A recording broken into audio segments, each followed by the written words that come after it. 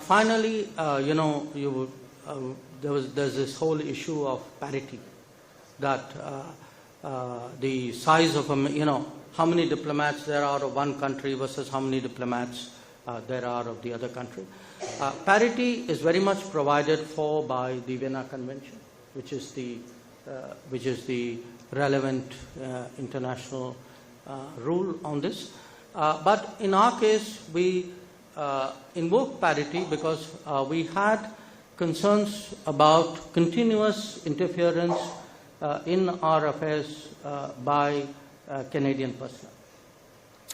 We haven't made much of that public. My sense is over a period of time, more stuff will come out. And people will understand why we had the kind of discomfort with many of them which we did. Well, thank you very much. I think that brings us